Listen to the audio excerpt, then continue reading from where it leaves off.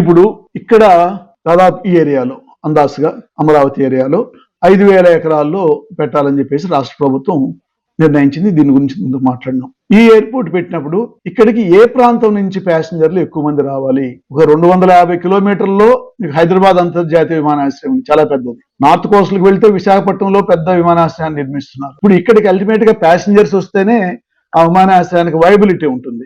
ఒకసారి అంత పెద్ద ఎత్తున భూములు సేకరించి పెట్టుకున్నప్పుడు. సో స్థూలంగా చూస్తే ఎక్కడి నుంచి రావాలి? ఎక్కడ అసలు అమరావతిలో ఎంతమంది ఉంటారు అనేది ఒక ప్రశ్నార్థకం. నిజంగా అంత పెద్ద నగరంగా అది ఎమర్జ్ అవుతుందని ఎవరికీ నమ్మకం లేదు. అది ఒక సపరేట్ చర్చ.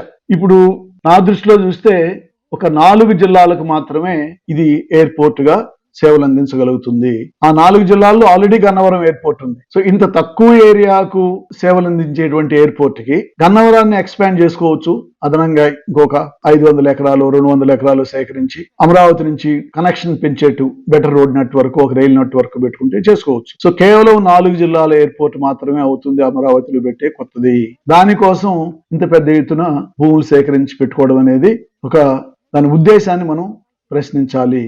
ఇది ఈ మ్యాప్ చూస్తే గానీ మనకు వాస్తవ పరిస్థితి అర్థం కాదన్నమాట.